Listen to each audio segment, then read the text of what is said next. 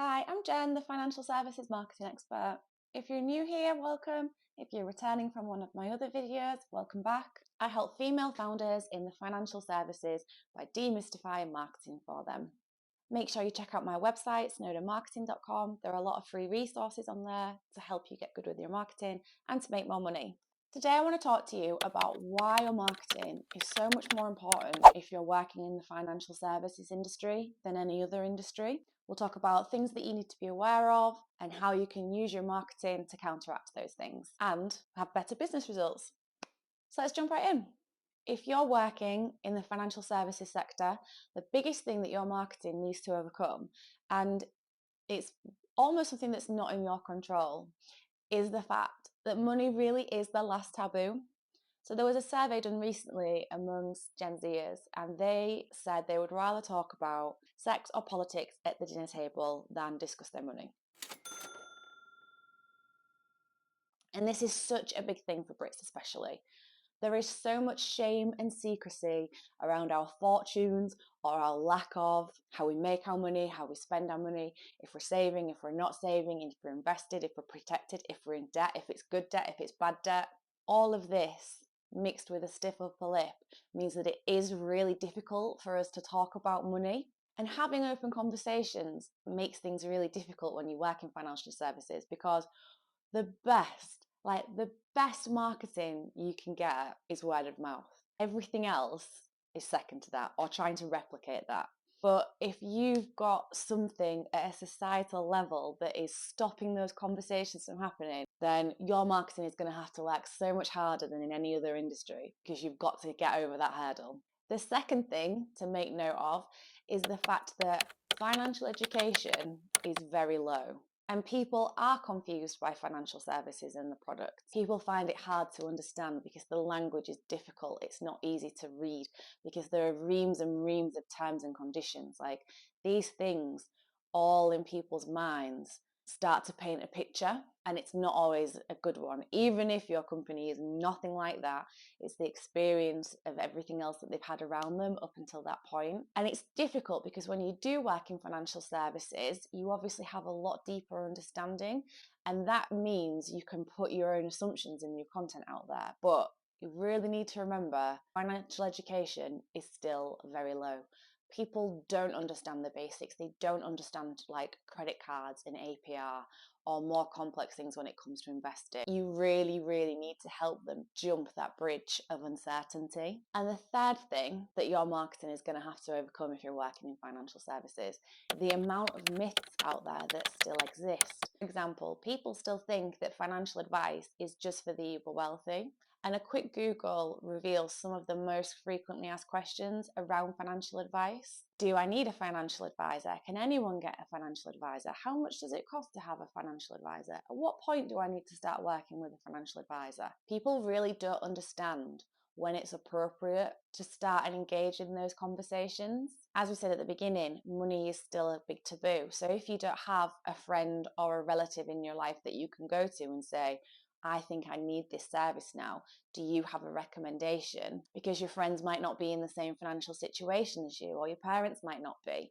They might not have someone to recommend you to. It can be, like we've said, it can be shameful. It can feel very secretive. So first of all, we're dealing with the fact that money is the last taboo. Then down from that, you're looking at the fact that there's low financial education. And then lastly, your marketing needs to be addressing the fact that there are a lot of misconceptions around when is the right time for financial advice. What can you be doing with your marketing to ensure that you're helping people to get over these challenges, to break down that shame and secrecy, to make sure that people understand exactly what your products and services are, who they are for, and that they are right for them, and dispelling those myths around the fact that financial advice is only for the uber wealthy. So let's jump right into some of the practical tips.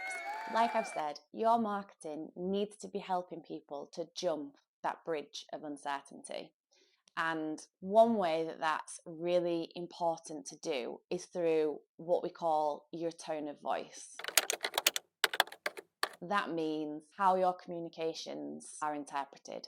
Are they very formal? Are they very rigid? Do they feel quite cold? Think terms and conditions very matter of fact, or if you're writing something for a university professor. Or are they very warm? Are they very welcoming? Are they friendly? Is the language a lot softer? Are you trying to facilitate that understanding through your communications?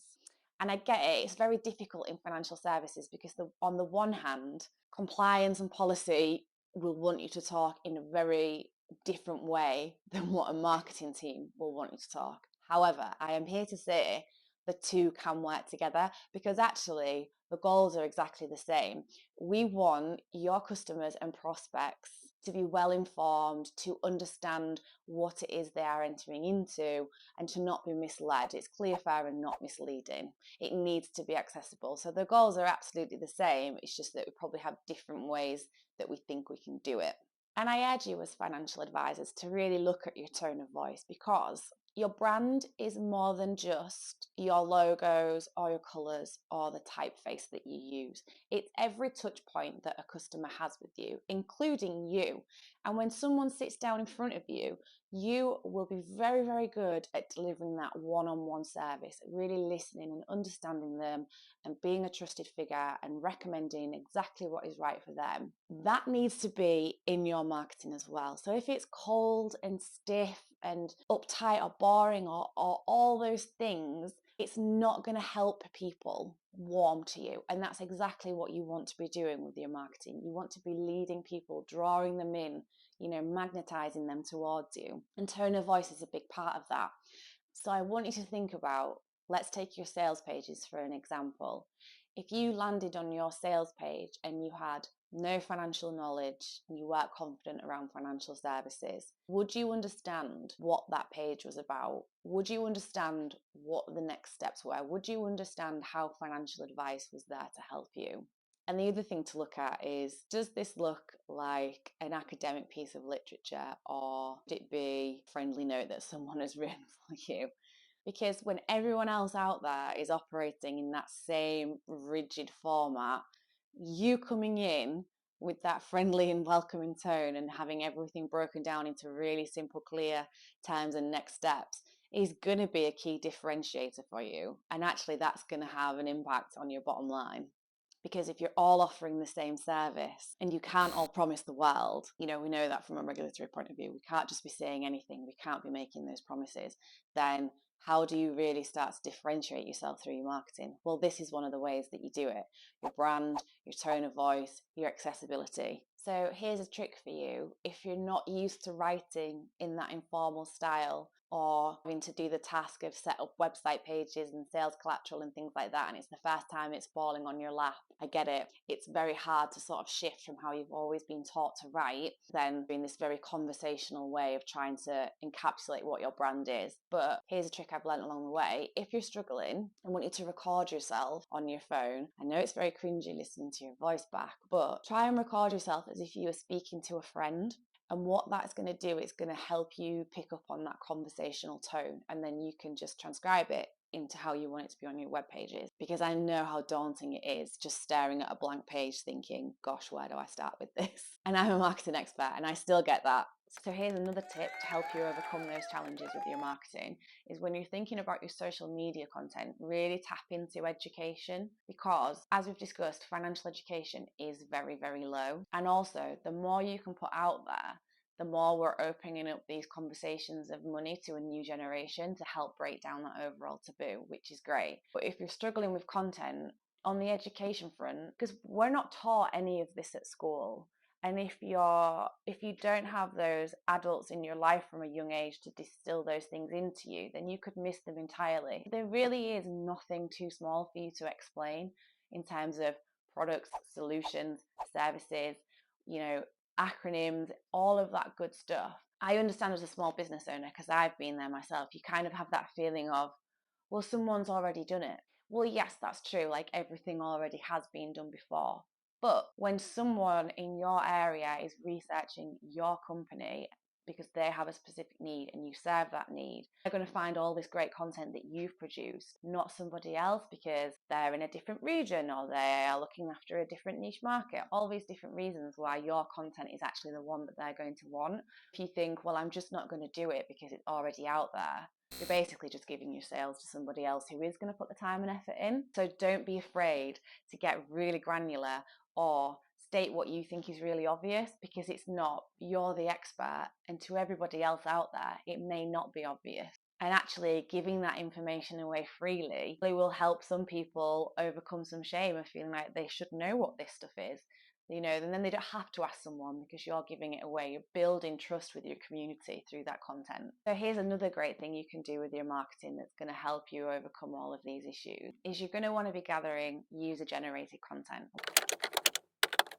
What we mean by that is testimonials and case studies from your clients, because a lot of marketing hangs on a pain point and a solution. So you can either emphasize what the pain points are, or you can try and show people what the transformation is after they've worked with you. Now, in financial services, it's very, very difficult to articulate what that transformation is, because markets could go up as well as down, and investments are still at risk. We know all those things. You can't promise that you're going to make someone a millionaire. What you can do is show what other people have gone through from working with you. So they were in a point of confusion, they didn't know what to do, they didn't know where to turn, they weren't confident on what they needed, but they got help from you, the expert. That's got nothing to do with funds or money at the end of the day. It's a state that a person was in, and it's a desired state that they've ended up in, and the outcome is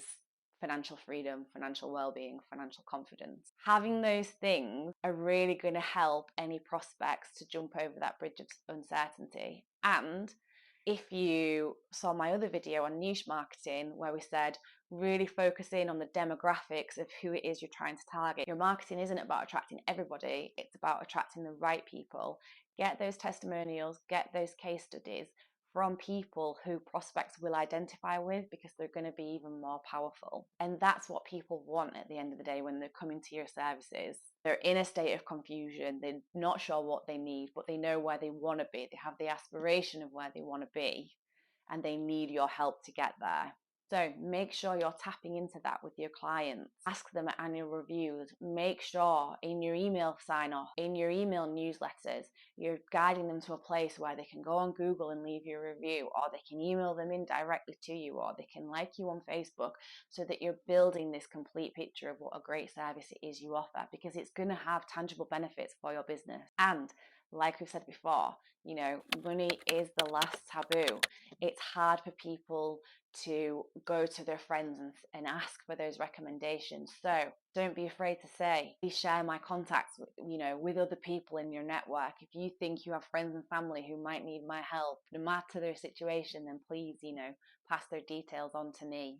So let's just recap why your marketing needs to be working so much harder if you're working in the financial services industry. You are dealing with secrecy and shame around money that is embedded into this country at its very core. We do not like talking about these things, and that can be a problem for your business if you're looking for referrals or you're trying to educate people on why they need your services. You've got those barriers to break down with your marketing. The next thing is that financial education is really low. So your marketing is going to have to address that by providing a lot of educational content. Now we know that content is king, so make sure you are blogging, you are using your social media platforms, because by doing this and creating more visibility, it's going to have an impact on what we spoke about at the society level, which is great. We all need to break that down. We should be talking about money more openly. It benefits everybody. And the last thing is that there are a lot of myths around financial advice and who it's appropriate for, and that can get in the way of people seeking out what they need to have. So make sure your tone of voice and your brand is friendly and jargon free and as clear, fair and not misleading as possible, because again, it's really going to have an impact on bringing those leads into your business. That's it for this week, but I'll be back next week with another topic. If there's anything you want to talk about, please let me know in the comments. If you like this video, please like and subscribe to my channel. I would really appreciate it. You can catch me over on Instagram at Snowdon Marketing, or like I said, there are free resources on my website at snowdonmarketing.com to help you get good with marketing and make more money. See you next time, guys.